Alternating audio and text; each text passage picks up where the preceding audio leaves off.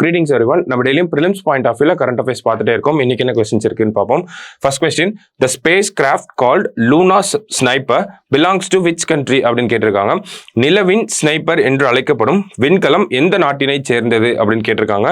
So எந்த நாட்டை சேர்ந்தது இந்த லூனார் ஸ்னைப்பர் அப்படிங்கிறது பார்த்தோம் அப்படின்னா ஜப்பான் நாட்டை சேர்ந்தது தான். இதை பற்றி நம்ம டிஎன்ஏல பார்ப்போம். சரிங்களா, என்ன இருக்கு அப்படிங்கிறத இந்த நியூஸை நம்ம டிஎன்ஏல அனலைஸ் பண்ணிடலாம். ஓகேவா.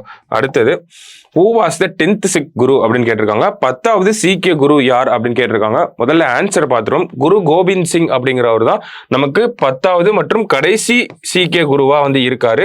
என்ன ஒரு பின்னணியில பார்க்குறோம் அப்படின்னா இவரோட பசங்க 2 பேர் இருப்பாங்க. அதாவது பாபா ஜொரோவர் சிங் அப்படின்னு சொல்லி ஒருத்தர் இருப்பாரு. அதே மாதிரி பாபா ஃபத்தே சிங் அப்படின்னு சொல்லி இன்னொருத்தர் இருப்பாரு. இவங்க 2 பேரும் சின்ன வயசுலேயே உயிர் தியாகம் பண்ணியிருப்பாங்க.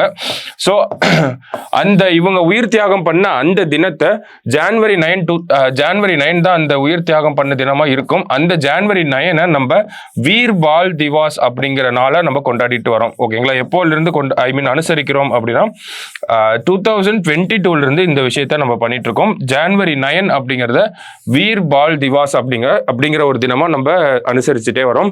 ஸோ அந்த ஒரு பின்னணியில தான் நம்ம 10th சிக் குரு யார் அப்படிங்கிறத கேட்டிருக்கோம். குரு கோபிந்த் சிங் அப்படிங்கிறதா கரெக்ட் ஆன்சர். இதெல்லாம் அதோட ரிலேட் ஆகிற ஃபேக்ட்ஸ். சரிங்களா. அடுத்தது, Telecommunications Act 2023 will replace which of the following அப்படின்னு கேட்டிருக்காங்க. ஸோ எந்த ஆக்டை ரீப்ளேஸ் பண்ண போகுது அப்படிங்கிறத பார்ப்போம். அதுக்கு முன்னாடி தமிழ்லையும் பார்த்தோம். தொலைத்தொடர்பு சட்டம் 2023 பின்வருவனவற்றில் எதை மாற்றும் அப்படின்னு கேட்டிருக்காங்க. ஸோ எந்த சட்டம் அப்படின்னு பார்த்தீங்கன்னா தந்தி சட்டம் 1885. இந்த சட்டத்தை ரீப்ளேஸ் பண்றதுக்காக தான் தொலைத்தொடர்பு சட்டம் 2023 அப்படிங்கிறது வந்திருக்கு. இதுக்கு குடியரசுத் தலைவரோட ஒப்புதலும் கிடைச்சிருச்சு. சரிங்களா. நேற்று தான் அந்த ஒப்புதல் கிடைச்சிருக்கும். அந்த ஒரு பின்னணியில தான் இந்த கொஸ்டினை நம்ம பார்த்துருக்கோம். So next question, district in charge concept has been revived in which state அப்படின்னு கேட்டிருக்காங்க. மாவட்ட பொறுப்பாளர் கருத்து எந்த மாநிலத்தில் மீண்டும் செயல்படுத்தப்பட உள்ளது அப்படின்னு கேட்டிருக்காங்க. ஸோ எங்க அப்படின்றத ஃபர்ஸ்ட் பார்த்துரும். தெலுங்கானால தான் கொண்டு வர போறாங்க. புதுசா ஆட்சி அமைச்சிருக்கக்கூடிய கட்சி இந்த ஒரு கான்செப்டை கொண்டு வந்திருக்காங்க. மறுபடியும் ரிவைவ் பண்ணியிருக்காங்க. ஆல்ரெடி இருந்த கான்செப்ட் தான் திரும்பியும் ரிவைவ் பண்ணியிருக்காங்க. ஸோ இப்போ டிஸ்ட்ரிக்ட் இன்சார்ஜ் அப்படின்னா என்னன்னா ஒவ்வொரு மாவட்டத்துக்கும் ஒவ்வொரு சீனியர் மந்திரிகள், சீனியர் மினிஸ்டர்ஸை வந்து டிஸ்ட்ரிக்ட் இன்சார்ஜா போடுவாங்க. ஒரு டிஸ்ட்ரிக்ட்க்கு ஒரு சீனியர் மினிஸ்டர் இன்சார்ஜா போடுவாங்க. ஸோ இது எதுக்காக போடுறாங்க அப்படின்னா ஒரு டிஸ்ட்ரிக்ட்ல ஒரு 2 தொகுதி 3 தொகுதி இருக்கு அப்படின்னா அந்த 3 தொகுதியில் இருக்கக்கூடிய பவர்ஃபுல் எம்எல்ஏ ஒருத்தர் இருப்பார். 3 தொகுதியிலேயே முக்கியமான ஒரு தொகுதி ஒரு எம்எல்ஏ ஒரு பவர்ஃபுல் எம்எல்ஏவா இருப்பாரு. ஸோ அவரு அந்த டிஸ்ட்ரிக்ட்னு வரக்கூடிய ஃபண்டை எல்லாமே அவரோட தொகுதிகளுக்கே அவரோட பவரை யூஸ் பண்ணி வாங்கிப்பாரு. ஸோ மற்ற 2 தொகுதிகளுக்கு வந்து அவங்களுக்கு தேவையான நிதி போகாம இருக்கும். இந்த மாதிரி நிறைய இந்த அரசியல் சார்ந்த பிரச்சனைகள்லாம் இருக்கும். இதனால இந்த டெவலப்மெண்டல் ஆக்டிவிட்டிஸ் அப்படிங்கிறது அடிவாங்க ஆரம்பிக்கும். ஸோ அந்த ஒரு விஷயத்தை தடுக்கணும் அப்படிங்கிறதுக்காக இந்த டிஸ்ட்ரிக்ட் இன்சார்ஜ் அப்படிங்கிற ஒரு கான்செப்டை திருப்பி ரிவைவ் பண்ணியிருக்காங்க. இதன் மூலமா சீனியர் மினிஸ்டர்ஸ் எல்லாரும் ஒவ்வொரு டிஸ்ட்ரிக்டை பார்த்துக்குவாங்க. ஸோ அவங்களோட மேற்பார்வையின் கீழே தான் இந்த ஃபண்ட் டிஸ்ட்ரிபியூஷன் எல்லா தொகுதிகளுக்கும் ஈக்குவலா போறது, எந்தெந்த நடவடிக்கைகளுக்கு அதிகமான ஃபண்டிங் தேவை, அந்த மாதிரியான விஷயங்கள் எல்லாமே இந்த டிஸ்ட்ரிக்ட் இன்சார்ஜ் மினிஸ்டர்ஸ்க்கு கீழே தான் இருக்கும். ஸோ அந்த ஒரு நடைமுறையை யார் மறுபடியும் கொண்டு வந்திருக்காங்க அப்படின்னா தெலுங்கானா அரசாங்கம் தான் கொண்டு வந்திருக்காங்க. ஸோ இதை நமக்கு மெயின்ஸ்லையும் யூஸ் பண்ணிக்கலாம்.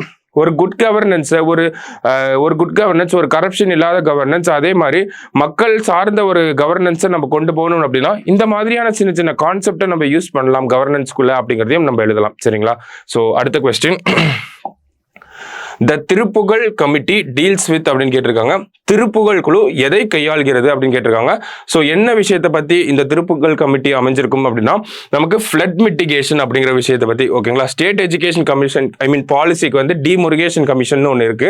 ஸோ திருப்புகழ் கமிட்டி எதை பத்தி பேசுது அப்படின்னா ஃப்ளட் மிட்டிகேஷனை பத்தி தான் பேசுறாங்க.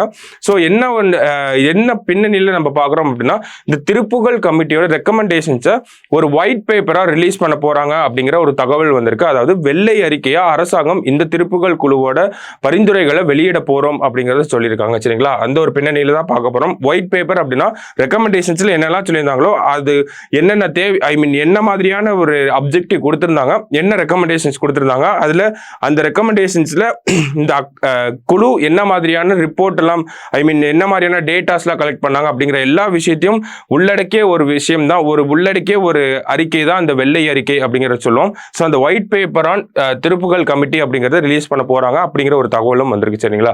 ஸோ இன்னைக்கு ப்ரிலிம்ஸ் பாயிண்ட் ஆஃப் வியூல ஒரு 5 கொஸ்டின் பார்த்துருக்கோம். நாளைக்கு இன்னொரு 5 கொஸ்டின்ல மீட் பண்ணலாம். தேங்க்யூ.